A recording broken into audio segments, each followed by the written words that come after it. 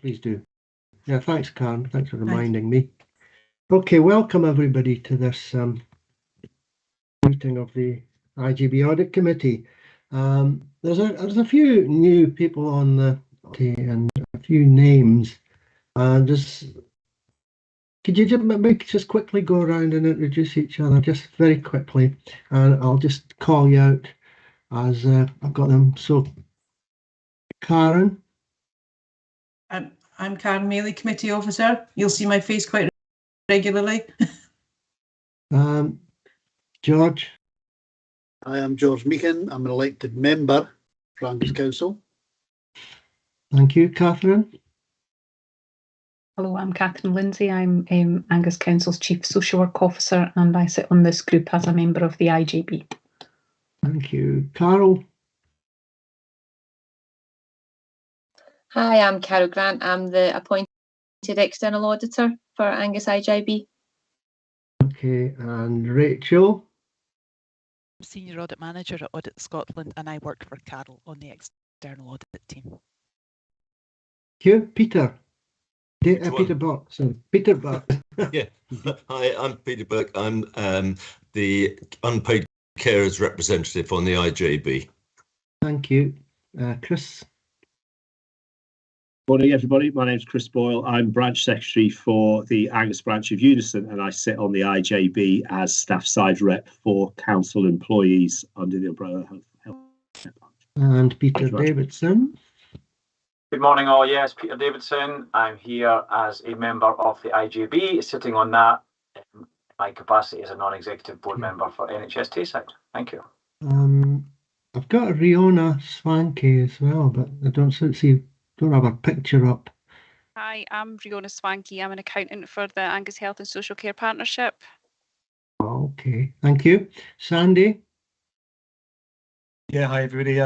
Sandy Bay, Chief Finance Officer. Riona, as you'll have probably worked out, works in our finance team and particularly helps out with a couple of the papers that we bring to you, which is why she's along today. And hopefully we'll be able to attend most of our meetings going forward. Thank you. And everybody knows Gail who's joined us. But Gail, would you like to introduce yourself? Yeah, morning everybody. I'm Chief Officer for Angus Health and Social Care Partnership.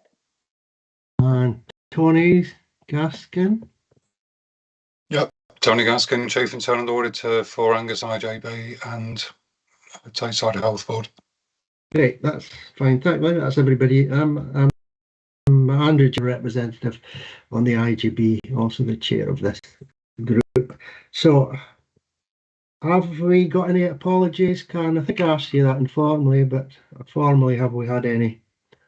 Apologies from Advisory Officer Gillian Galloway today, Chair. Okay, thank you. Any declarations of interest in accordance with the Code of Conduct of members of devolved public bodies? Nope. I see lots of no's, shakings of heads. Right, okay then, that's fine. Thank you very much. We'll move straight on into the agenda proper. So item number 3, which is minutes, including action points. So starting off with number A, have you all had a chance to read it, and has anybody got any points or questions or matters arising that aren't on the agenda coming out of that? Right, I don't see any shaking of heads. So remind me, Karen, do we have to get these formally approved, or do we just nod Yes, them Chair, through? if you can just ask members if they're happy to approve the minute today, if there's no comments on that. Do you need a named a proposer seconder, or do we just? I can't have done this once. No, it certainly is a consensus, Chair. Right, okay. If there's anybody that's got any comments, then they would obviously bring them up at the time that you've asked for that. So by acclaim, I think or by consensus, we've approved the minutes. Can we move on to B, the action points? That's Sandy, could you talk us through those or highlight any ones that need highlighting? Yep, thanks, Chair. Yeah, so we've got a a few action points from the June meeting, which have now been wrapped up, and that would be to be expected because some of them were associated with their annual accounts, and that process was moving on relatively quickly. So there's a few green ones around the June actions. We've got a few things that are a wee bit more longer standing. They're not necessarily outstanding yet, but they're a bit more longer standing. Some things from our April meetings. That's okay. I mentioned 3 points from the April meeting. There's an item 12, constitutional arrangements. We have, during 2022, at our development sessions and our April meeting, agreed proposed changes to the constitution of the Audit Committee. They are going to the IJB this afternoon. Technically, they could have gone in June, but the June meeting was looking at the IJB's constitution itself. So that's the meeting this afternoon. I'm going to pause there in case Peter wants to ask a question about that one. Is it about that point particularly, Peter?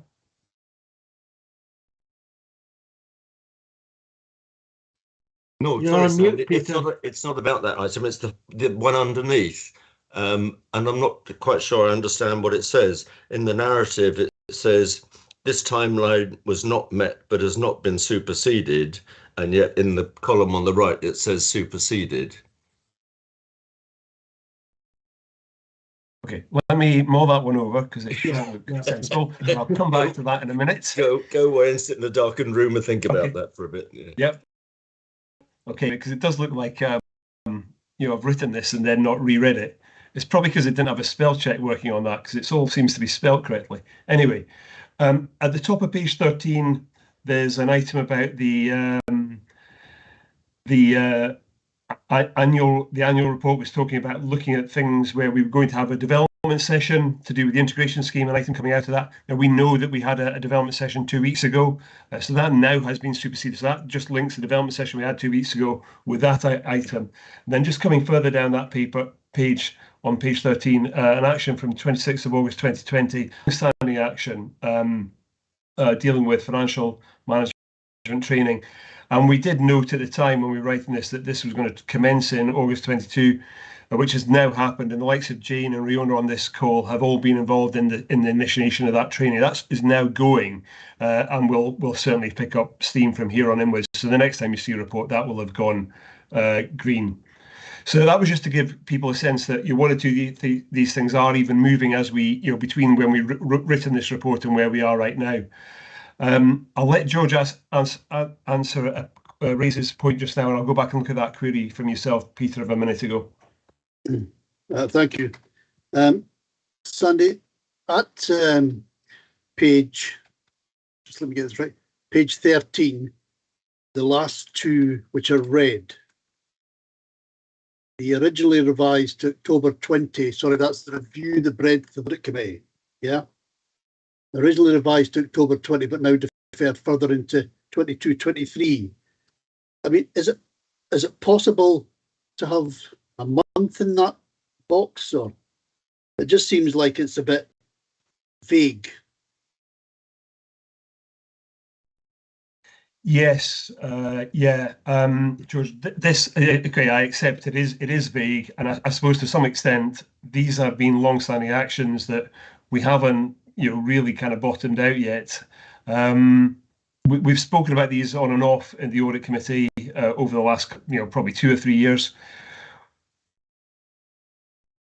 A lot of the things that have built up and backed up in this kind of issue about outstanding actions, and you see it on the next couple of reports, a lot of that has been to do with our inability to close things out during the 2 years and 2 years plus where we've been affected by COVID and things like that. And I don't quite know yet how quickly we'll be able to deal with that backlog of things that have got backed up because of COVID. And it's kind of comes through in 2 or 3 reports. And I would hope that by, I say December, I think December now, as you're asking the question, but I know time will run ahead of us. But I'd hope a lot of these things we're getting on top of by the time we get to December. So informally, I think December for that kind of thing. But whether we'll actually be able to get through this big backlog of stuff, I'm not clear how long that is going to take. And that's, I suppose, partly maybe I don't want to say things that we aren't going to be able to do, but I suspect, we'll have that, kind of a firmed up position on that by the time we get to December. And what I can do is, by the time we get to our next meeting, we will be clearer about these things, because we'll be more clear about how we have managed to deal with the backlog that's got created during COVID and how quickly we're able to pick off these actions and clear them up. So you'll see further clarity about that. But what we can do is, in the minute, hopefully Karen can just note that we're looking for a bit more clarity about these things where there's maybe not clarity currently about the timeline, so we can clarify that for the next meeting. Yeah. Hopefully that's okay. Thank you. Yeah. That's fine. Okay, thanks. Sorry, Chair, if Sandy. I could maybe come back regarding Yeah. Peter's comment. So Oh, yeah. sorry about this, everybody. That is it looks to me like a typing error, and that should say this timeline was not met, but has now been superseded by other reports. Right. That's what I And thought. it has been, Yeah. and it has now been superseded by further reports from Tony. Sorry, everybody. Okay, thanks very much, Sandy. Just on the last 2 points, the one about great news that you've getting the training in place for the financial skills for managers, and that's good news moving on, and it's indicative of the fact that we're, as you say, getting out of this morass of backlog. There's also kind of nuanced ways of looking at backlog. The item on the breadth of the role of the audit committee, to me, is icing on the cake. It came out of a development session, which was it was for all the right intentions, but it's not solving this is not a showstopper. We need to get what we're doing today correct, like risk management. It's good to move on to that and reflect on it, but and that's reflected in the fact that it's getting pushed out because it's not business critical. As regards the other, in our previous meeting, there were quite a few new members that we were talking about induction and development sessions, and I did mention that I benefited from an audit committee session that Tony ran, and you specifically on the role of auditors and the science behind auditing and public auditing. So I did say that I would bring it up and would have a look at maybe running another one of those if people were available, because I found it very valuable, and Peter was on it. But there are at least five different people, at least 5 people here that probably weren't, that could benefit from that. So is that something we could look into, Sandy? You're on mute. Yeah, sorry, Andrew. Yeah, sorry, Chair. So we have a scheduled development session for October, and if that's something that could be built into that, we can certainly look to do that. So if people felt that was beneficial, that would be a good time to do that. Okay. Has anybody got any questions for Sandy? Okay, thanks very much, Sandy. We'll move on to the next item, which is number 4, the internal audit report follow-up actions. And again, I think that's you, Sandy. Highlight that. Yeah, thanks, Chair. So again, I think we're just starting to see a bit more movement coming in here. I think the thing we spoke about at our last meeting about kind of escalating actions that have been stuck for a while and kind of calling people in, undoubtedly helpful. That would be my take after even just having the idea out there for a few weeks. We'd agreed we would call in people regarding some of the data quality issues, but honestly, that felt like it had progressed so far that we've covered it in the report, and it almost would have been overkill to bring people in about that. And that's going to close itself out when we get the third recommendation this report talks about you're sharing the agreed terms of reference. So hopefully people are content with that. We have kind of scheduled a couple of call-ins for outstanding actions regarding risk management, and one of the points from a financial management audit report from 2018, long outstanding. So we'll call those in again using that opportunity to call people in, that mechanism. I think that will help close actions out. Now we're kind of coming out of COVID. So again, there's things in here that will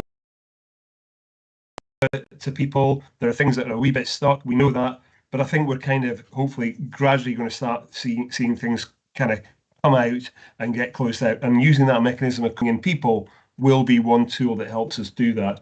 But you can see on page 17, we've got 2 new greens associated with the digital group being set up, and we're just going to share the terms of reference for that group.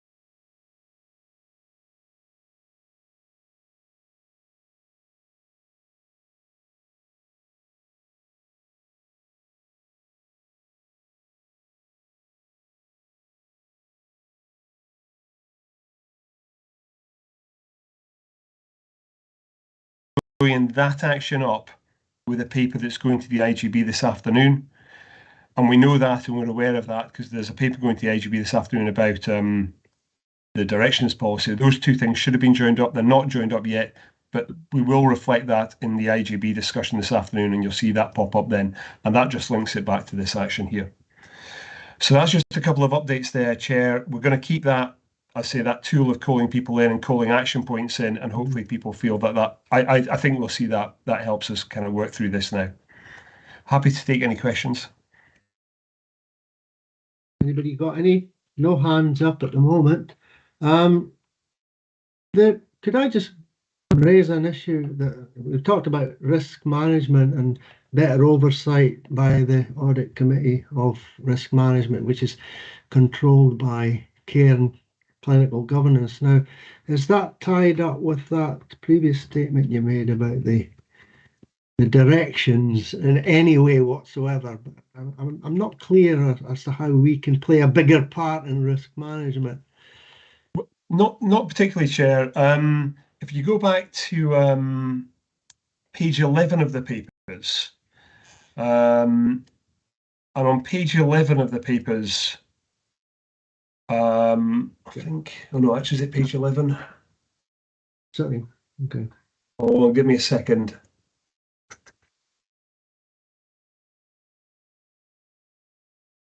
Hold on.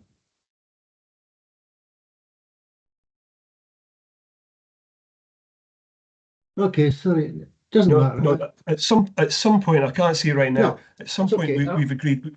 We have agreed we would have twice yearly risk reports coming to the audit committee. Yeah. I can't see. I've seen it in the papers at some point today. Yeah, okay. It is there that's somewhere. Fine. Thanks for reminding us. And yeah, that list appears, on the going back to the internal action audit, internal audit action log. Yes, it certainly seems to be growing and growing, and some of the things seem to be on forever. But as I sort of mentioned before, some of them are more urgent than others, some of them are more critical than others. But it is important that we do have somewhere to log these things, and this is where they are logged. If they're not logged here, nobody else will pick them up. So although it seems to be like a never-ending and hugely growing list of actions, we are cutting through them, and a lot of them are being resolved, and certainly COVID hasn't helped, but we're starting to see things, little green shoots of things appearing in the appropriate column. So if nobody's got any questions for Sandy, I'd like to thank him and move on to the recommendations. So scroll up. The 3 of them, notes that the audit committee is asked to note the report and progress made to date in terms of delivering to the planned response. Request a progress report on outstanding actions regarding financial management and risk management. There we are. Meeting for December. And 3, request the lead AHP shares a copy of the Angus Digital Group's agreed terms of reference with the audit committee members separately for reference by the end of October. That's reference to that data quality item that Sandy mentioned. So are we content with those recommendations? Nods or thumbs will do. Thank you. Right, in that case, can we move on to item 5 on the agenda, which is the Governance Actions Plan report. Again, Sandy, it's you. Can you? Okay, thanks, Chair. So this is a similar report. You've all seen this before. This is basically picking up actions that we need to do from a governance perspective that haven't originated in internal audit reports. Generally, they've come from other sources, and for example, our own governance statement. Again, we have got one or two things starting to move on here, but this will take a wee bit more unpicking. So there's not been too much change since where we were. Again, I think we'll use the flexibility to call people in if that's a useful tool for unpicking these things without kind of overwhelming the managerial group. What I would say, and I think I'll have to assess this over the next 3 or 4 months, and I will kind of maybe take advice from the likes of Tony and Gail as we do this.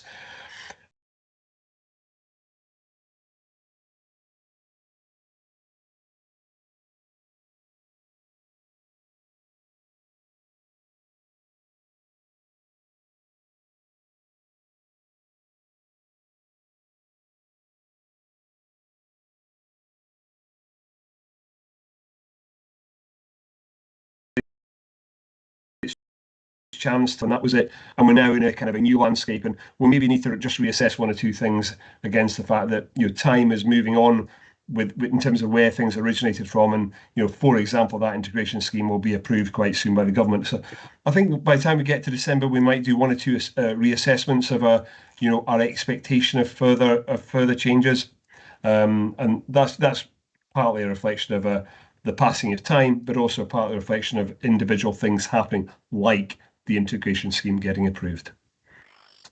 But again, happy to take any questions.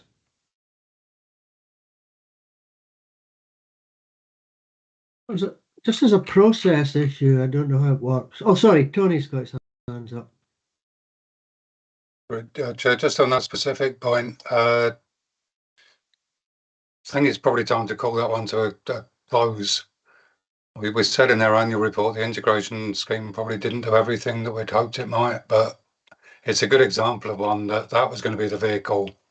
Whether it happened or not, that's probably where we are. So close it off and move on, because it's not going to, with other things down the pipeline, I'm probably not going to get anywhere. We might have a think about the underlying reasons that was there, but it probably needs to manifest in a completely different way now. Yeah, thank you. Thank you, Peter Davidson. Yeah, thanks, Chair, and thanks, Sandy. So on Appendix 1 of the Government Action Plans, obviously, we have the colour coding. Now, when it gets to the impact of the delay, the impact is obviously just quite brief in terms of its description. So weekend governance and weekend workforce planning, etc. Is there a way that should be rated too, whether it be in colour code, for example, to show us and assure us that despite there's weekend workforce planning, it's manageable, for example? Would a colour code on that particular column too provide us with the assurance or otherwise that this isn't causing significant harm to the organisation and service delivery? It's just a thought. Okay. Oh dear, these subjective things are always quite hard to deal with. Now, I'll certainly have a look at that. I think if we reflect on these are all things that would be actually no, that's a generalization. Many of these are things that would be good to do, but they haven't been showstoppers. They haven't been critical, because if they had been critical, we'd have probably dealt with them by now. But they are things that they would be good to do. It would have been good to do this. It would have been good to do that, because they would all strengthen things relatively from where we are. So we can have a look at that in terms of perhaps colour coding that. I think, and I am probably being over simplistic in this, if things had been critical, they'd have been dealt with by now, I feel, because I'm not aware there's any really critical things in here. But there are probably things that have different levels of merit in there. So we can have a look at that, Peter, definitely, for the next meeting. Yeah, I just feel, to be fair on you and your team, to be honest, because the red is a warning signal. But if things are in hand and if there are significant reasons for that delay that are acceptable to committee, then fine. It was just a question more than anything, but something to ponder. Yeah, maybe just in terms of, you know, I'm kind of saying, I think perhaps individually these things aren't critical, because if they had been critical, we'd have dealt with them right now. But it's also fair to say there is a lot of room for improvement here. You know, there are a lot of things on the last report and this report and the action points are the room for improvement. So collectively, you know, we would be able to go from wherever we are right now to a stronger governance framework if we could do all these things. So, you know, we'll have a look at that, Peter, certainly, and see what we can do about that. It's certainly, yeah, that's a good point, Peter, and well made. Yeah, and I think if we did them, that would probably be a reflection on the maturity of us as an organisation. Okay, we're handling the day-to-day issues, but there's more to auditing and more to audit committees than that, and we should be maturing and growing as a function, and clearing off some of those better governance items would make us, you know, a better quality, better mature governance organisation. But yeah, it would be good to get those colour coded, because I think we could focus a lot more on the things that do matter, get them out of the way, and start on those longer term ones. Another way I thought we could do it, and I don't want to spend too much time on it, we could have a development session just on trying to blitz through these and see if is there any we could get rid of and any we can't get rid of. But again, that's not for this meeting, but it's just a thought I'd like to put in people's minds. So nobody else got any questions for Sandy on? Wait, I'm trying to find my way around this. Yeah, there's that many spreadsheets here. Okay, so go back to recommendations for agenda item 5. So the committee is asked to note the report and progress made to date in terms of delivering the planned response, and request that progress report for outstanding governance actions regarding hosted services management and integrated workforce workaround options for December 2022 meeting. I noticed we didn't really discuss that, Sandy, but do you want to clarify that one? That's just us using the kind of escalation tool of bringing people in for actions. Is that what that means? That's all. Yeah. That's just a callback. All right. Okay. So, are the committee willing to or content to approve those recommendations? Yep. Thank you very much. Move on to item number 6, which is the 2021, 22, 22, 23 internal audit plans. And Tony Gaskin, as our internal auditor, would you please lead us through that report? Thank you, Chair.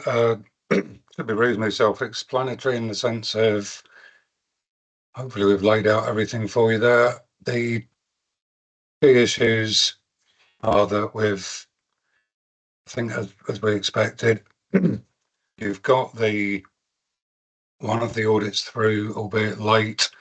The other one, which is the primary care one, to a large extent the reasons for the audit were the reasons for the delay in the audit. It's a very diffuse environment where Gail is the risk owner, but the risk manager happens to work for an HST side, and Gail has delegated it to someone within the organisation, as you can imagine. And there's all sorts of people with fingers in the pie, including, of course, the Health Board, including Perth and Kinross IJB, that has been ploughing its own furrow. So my understanding is there's a meeting in September where these issues are going to be discussed, including the audit itself. So we are confident that we'll be able to finish that report. The report was out a while ago, and in truth, I was hoping we could have had some generic responses that would have allowed us to move forward. But just the very nature of it and the number of people involved, and for us, just gathering responses from a variety of people, and what's the phrase we could use? Consolidating them into a coherent whole has been slightly interesting. So that meeting, we would hope, would resolve not just the issue of the audit report, but perhaps some of the more fundamental issues underlying it. And then perhaps Kyle might want to come in at that point to provide a bit more detail. Thank you, Tony. I would agree with what you were saying. This has been particularly challenging. We have planned to have had a workshop before now, but due to key individuals, annual leave, etc., that's not been possible. So let's hope it will go ahead soon. Tony, ideally someone from internal audit will be available to help us with that. And I know the principal auditor did offer that, Tony, all dates depending. We did have a number of comments that could go back, and I think there's still comments going round by my one of my chief officer colleagues. I saw that the other day. But so far, the report has been shared widely with the 3 IJB clinical directors, and they have agreed factual accuracy of the report, Tony, and that's been put back. In turn, we have a few things that maybe we just need to bottom out yet. And we need to go back by way of terms of refinement. And I think just to really explain some of the points or some aspects of primary care that I do feel still need broken down further. There have been challenges for it, the very areas that have been challenging over the last few years, Tony.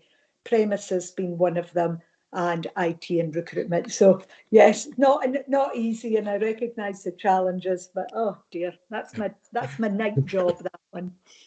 Yeah, and it's an interesting. I'll be an interesting. We'll not spoil the surprise. You can wait till the next audit committee and see the complexity of it. I can assure you that the premises one we have been raising in another forum repeatedly. And indeed, one of your colleague audit committees is picking up on that and trying to get some kind of movement. But you'll be aware of the difficulties there and the obstacles. So yeah, it's a complex audit, but we'll not spoil any surprises for next time. Apart from that, you've obviously had the annual report, and the other report is next on the agenda. So I'll just hand it over to questions. And I've got Peter's got his hand up. Peter Burke, sorry. Yeah, thanks, Andy. Yes, Tony, when you talk about the Angus Council reports, you've got some areas identified for improvement, level 1. Should any of those be put into a risk register, or are you happy that they sit there with the assumption that they will be fixed? Yeah, I mean, it's always that interaction, and it's a complex interaction. So these reports aren't for you to kind of follow up. They're here for information. And that is the very question you meant to ask, which is, how are these big enough to need to go on our risk register? And my personal view was they didn't appear to be. They were more processy. So in terms of procurement, I mean, for the council, I mean, obviously we've got the clinical case records, that's directly relevant. You'll be getting that back, hopefully at the next audit committee. The council on the procurement, I'll be honest, I mean, they're not broken down, they're not that granular. So it's a general systems audit. So we can't even be sure that necessarily relates to our functions. But I wouldn't say there's anything there that appeared to be of a scale that would require inclusion in our risk register. The IT project management didn't, again, I mean, I think there is, as Gail mentioned, for me, the bigger issue for you as an IJB is making sure that you have access to the premises and the IT you need in order to deliver the changes you need to be able to deliver services with increased demand and reduced staff capacity. That's the bigger issue, and that didn't really seem, there was bits there. So to my view, in short, is I don't think there's anything there that needs to go on your risk register, but that's your job, not mine, in a sense. Had I thought there was anything that needed to be brought to your attention for the risk register, I would have done in the risk section. Okay. I didn't think they were big enough or precise enough to need that. Right. Catherine? Yeah, thank you. So with another hat on, I sat through the Scrutiny and Audit Committee for Angus Council yesterday. So just to confirm that this particular audit report is part of the reporting into that group, and there is a degree of scrutiny there. So that does afford members who are particularly interested to go back and to have a look at the discussion that was around that item, and to track that through the Council's risk register. So there are, I suppose, other routes for us to keep a weather eye on that, whether or not members of this group felt at any point in the future that progress was insufficient and that the risk was increasing. But Gail, as part of the Council's corporate leadership team, is also exposed to updates on those aspects. And again, that affords the opportunity for escalation into this setting if need be. Mm-hmm. I think that JB, is there any of those of sufficient magnitude and materiality to impact on the delivery of the strategic plan or strategic objectives? And on the face of it, they're kind of process issues, and they would need to be on the Council's operational risk register, but not likely to impact on your strategic objectives as an IJB. But they're there for information because they're relevant. And in a sense, they give you the ability to ask that question and decide if anything. So it's almost the comfort comes from the fact that were there anything of strategic relevance, it would appear in front of you, rather than those things being there because they necessarily have strategic relevance. Thanks, Tony and Catherine. I've got a couple of questions. One's maybe trivial, one's maybe not so trivial. Maybe they're both trivial. The first question is there any difference between level 1 and priority 1 on your report, Tony?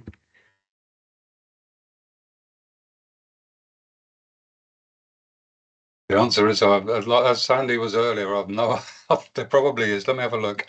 No, it's okay. You can come back on that one. It was just something. I think, and some usual priority 1 relates to recommendations. Sorry, where have you got? Oh, sorry, that's because it's different systems. Yeah, was it different systems? Because that's a council mechanism. Oh, they're not your priorities. They're theirs, and that's quite right. I mean, basically, we're just reporting work that the council is. Thank you. I mean, to be honest, I can't. We all operate off the same basis. So I'm sure they're level 1 and our priority 1 are pretty similar, but yeah, it's a different mechanism, and I don't think it'd be fair to ask them to go around and kind of converting them into our gradings. You can get a pretty broad idea of what's going on from that, but yeah, it's because it's different auditors. Yeah, it's just for information. We're not expected to act on it. So I will check though, because it's possible their levels are completely converse. Level 1 might be bad to make sure, because it would get confusing if our level 3 was the nuclear one and theirs was minor. It would cause confusion. So I will be better briefed next time. I will speak to my colleagues and make sure I'm fully aware of that. Thanks very much, Tony. The other question I had, just say we identify a risk at this meeting, a risk that nobody else has thought of. How do we get that risk onto the risk register? What's the process of doing that? Who do you go to? How do you raise it? Do you go through the strategic planning group? Do you send an email to somebody? What's the mechanism for identifying and raising a risk, or even getting it considered by the risk management committee? Does anybody know that one?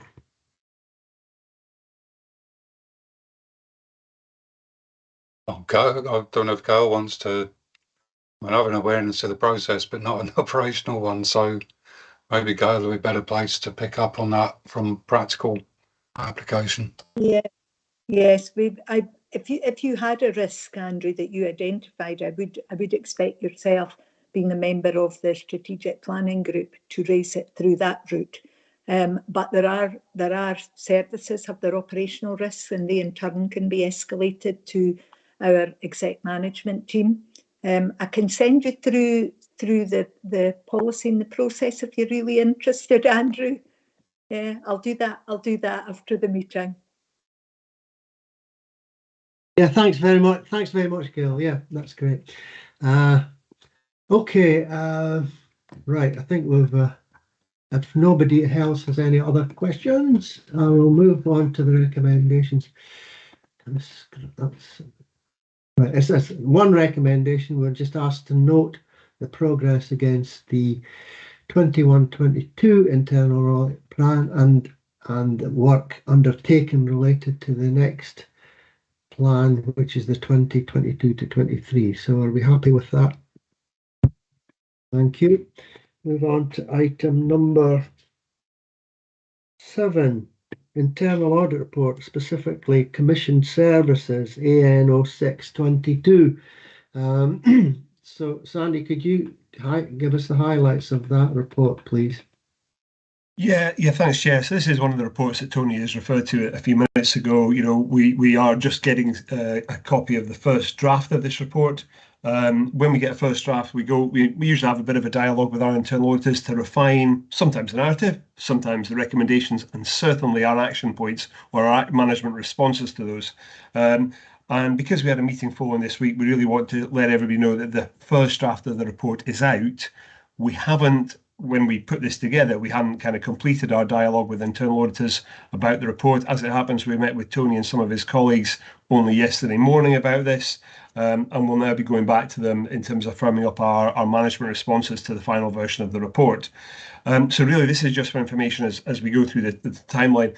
I think, though, it's helpful just to kind of remind ourselves that the kind of recommendations we see on page 38 of the report and onwards are then the things that we need to track over the coming months.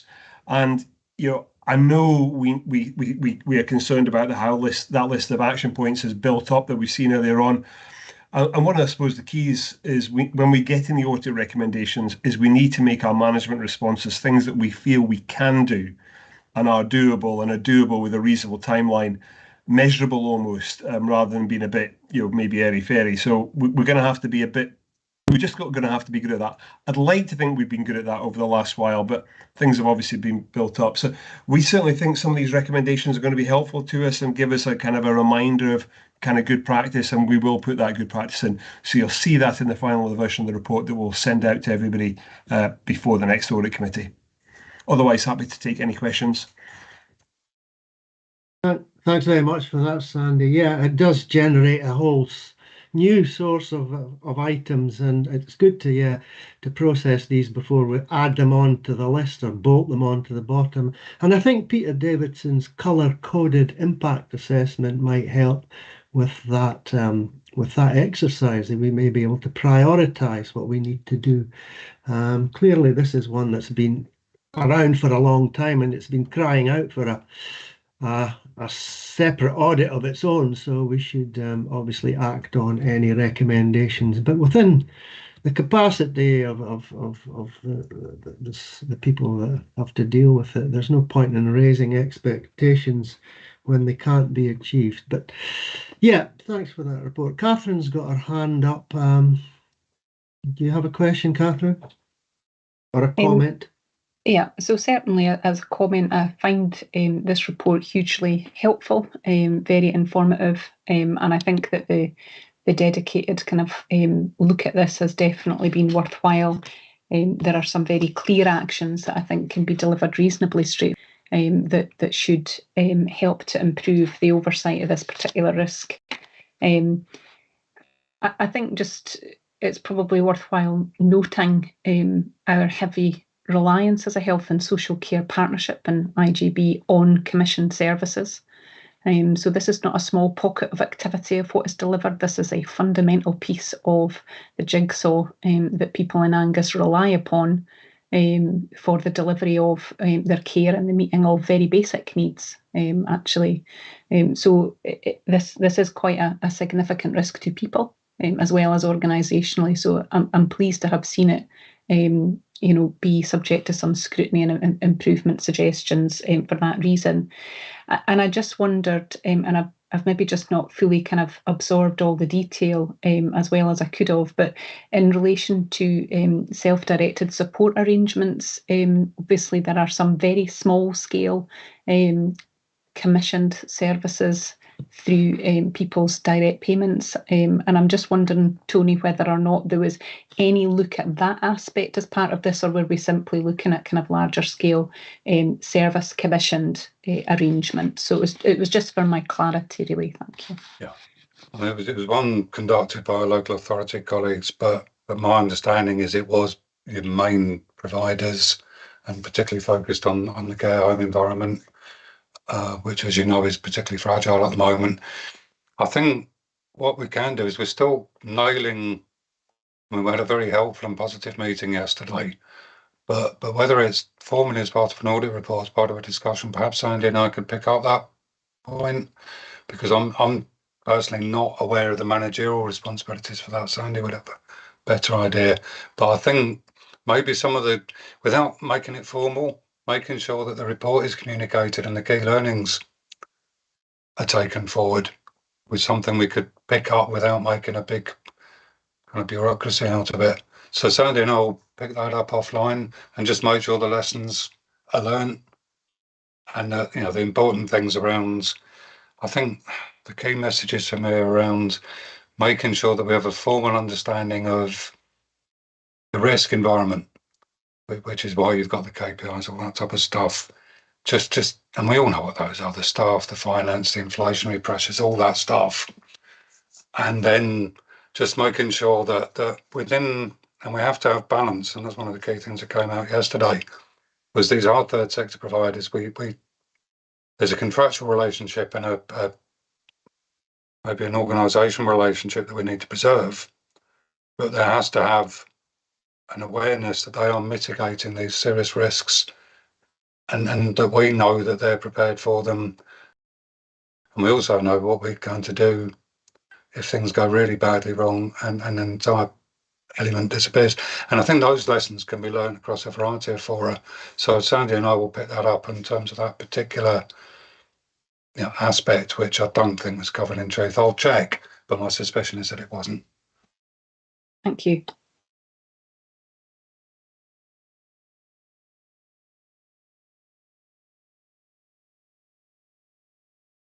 Oh, I'm not sure if Sandy or Peter was first, but if Sandy's coming back on that one, I'll hand over to Sandy. Who needs his microphone on to make the points is I've got my microphone off, so I'm all right. I can speak first.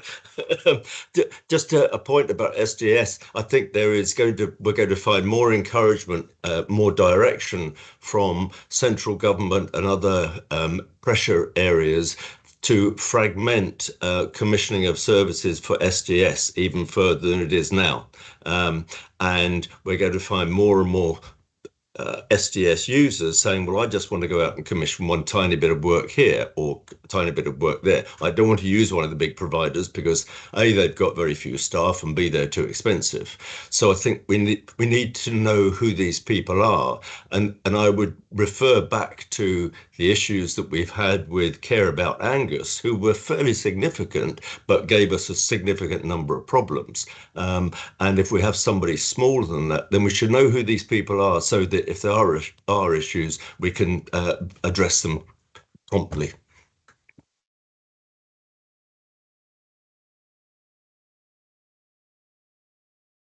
Okay, thanks. I'll come in there. Just to confirm, Catherine, I think SDS direct payments was not covered in the scope of this, but I will definitely go back with Tony, as Tony suggested, and we'll maybe just make that much clearer in the audit report. I think there's a different set of risks associated with that. Was probably out with the original concept of the audit, so we'll keep that in mind. And do note Peter's comments just there. Thank you. You're on mute. Andrew, you're on mute. Yeah, I'm on mute as well. Yeah, thank you very much, Sandy, for that. Yeah, it's commission, as Catherine points out, and we all know commission services are a huge part of the service delivery of Angus IJB, and it's important that we understand the issues and risks involved with it. And I welcome this report very much, and it makes a good and clear reading as usual. With these kind of reports, they're very well laid out. So I would just like to ask if there's any other questions, and if not, I would like to move on to the recommendations. Okay, so it's a.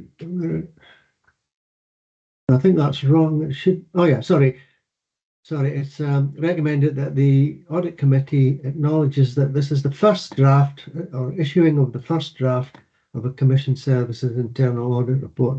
Also, that we should note that copy shared with the audit committee members between meetings and then discussed formally at the December 22 IJB Audit Committee. So there's some work done to work that one up. So we'll get a finalised report in December. So is the committee content with those recommendations?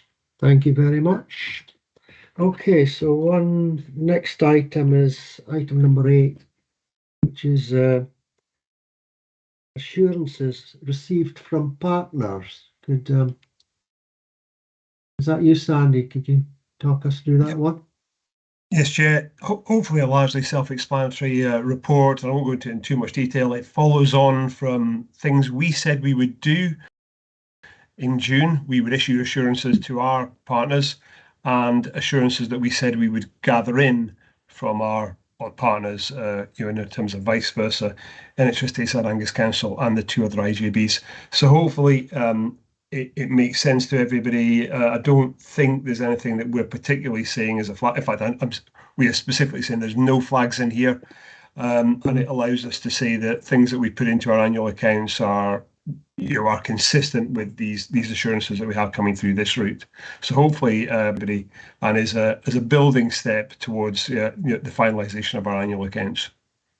Thank you. Did the Angus Council Scrutiny Committee was supposed to meet yesterday and approve that? Did that actually happen then? I take it did. Yeah, I can confirm that did happen, and they have provided, informally, they have confirmed that the letter that is attached to the appendix will be confirmed. I think confirmed at the meeting, and we haven't had the final version about, but as far as I'm aware from emails I've had overnight, that was all went through as expected. I don't know if Catherine was at that meeting. I think she maybe was, but should all be in place. Yes, I was at that meeting, and from my recollection of it, there were no issues or concerns about that report, and it was approved as tabled.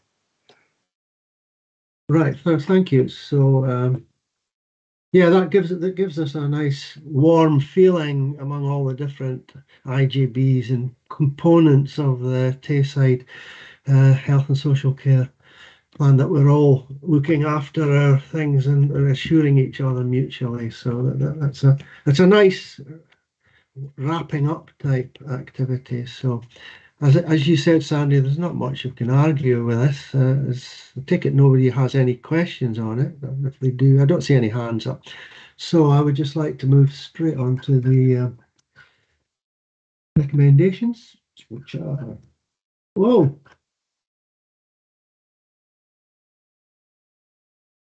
hundreds of them. Right, okay, I'll have to read through them all, I believe. Number 1 notes that the IJB has issued confirmation of the adequacy and effectiveness of the governance arrangements in place within Angus IJB for the last 2021-22 to Angus Council, NHS Tayside, Dundee IJB and Perth and Kinross IJB. Secondly, notes the position reconfirmation of receipt of assurance from Angus Council, which Sandy's just confirmed. Number 3 notes the content of the NHS Tayside's governance statement, and that it provides the required assurance to Angus IJB regarding arrangements in place within NHS Tayside. Number 4 notes the content of P&K IJB governance statement, and that it provides required assurance to Angus IJB regarding arrangements in place for within P&K IJB. Number 5 notes the content of the Dundee IJB governance statement, and that it provides a required assurance to Angus IJB regarding arrangements in place for Dundee IJB. And finally, number 6 notes the status of assurances received above are consistent with the contents of the IJB's governance statement in the audited annual accounts, which is just mentioned by Sandy there. So I think that's all the permutations covered there, that everybody's content with everybody else. So have we got approval for those list of recommendations? Thank you very much, and thank you, Sandy. And we'll now move on to, I think it's item number 9, which is the audited annual accounts. Now, we don't have them in front of us, but we're going to get a statement from Carol Grant, the Audit Director, or a verbal statement. I don't know. Do you want to introduce the Sandy? Do you want to introduce the reason for that? No, just go straight into it. No, I'll let Carol just come in. Okay. That's okay, Carol. Thank you. Of course. Yeah, thank you, Chair. So yeah, as was noted in the minutes of the last meeting, which you considered earlier on in this meeting, we were optimistic that we would be able to be in a position to provide the annual audit report at this meeting, and that would enable approval of the audited annual accounts and the kind of conclusion of that process. Similar to the previous paper that Sandy was talking about in terms of the assurances, the nature of our audit approach for the IJB is that much of our audit assurance is dependent on the completion of specified testing in the partner bodies.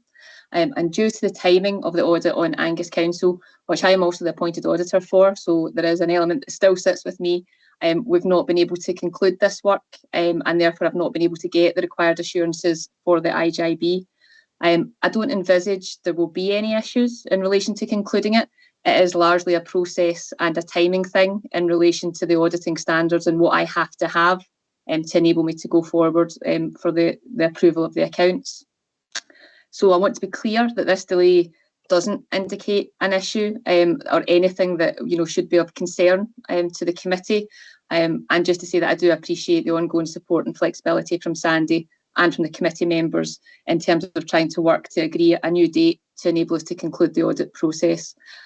But that being said, I'm absolutely happy to answer any questions in relation to the audit process or anything else the committee would like to know about. Thanks, Carol. But we will, as a committee, still need to formally approve the audited accounts. So there will be need for a small meeting sometime in the future when that's done. Not too distant future, and then we can tidy up the government statement. Sandy, have you got any more you want to add to that, or is that basically what we take out of that? Yeah, no, thanks, Carol, for that update. And we've obviously been working with Rachel, who's on the call, to try and get things as far through the process as we could. But I think right now we'll wait for the work that you guys have got to do to kind of conclude itself. And I think we're hoping to have a short meeting maybe sometime in mid-September. And I know that'll be relatively late notice for board members and for the likes of Carol and Tony and anybody else who wants to come on. But hopefully, we can just get some time in the diary, I'd say from mid-September onwards to sort this out and get this hopefully just wrapped up. Hoping well. Thanks very much, Sandy. And we're on to item number 10 on the agenda, which is the date of the next meeting. And that's scheduled to be 7th of December 2022 at 11:30 a.m. I take it's still going to be a virtual meeting? But we don't know yet. Yeah, Chair, that will probably still be a virtual meeting. The meeting that we've just mentioned a minute ago, that will be a special one. Yeah, that will be a special meeting that we have to set up in September. Oh, yeah. So that's the next scheduled meeting. We'll create a special one-off meeting. Yeah, the next schedule, but this is the next formal full audit committee one will be in the 7th of December at 11:30. Okay, well, thank you very much, everybody, for your participation, especially the auditors and visitors and external auditors, internal auditors. Good, we finished slightly ahead of time, so that gives us longer to prepare for the IJB meeting at 2 o'clock. Thanks very much. Thanks, everybody.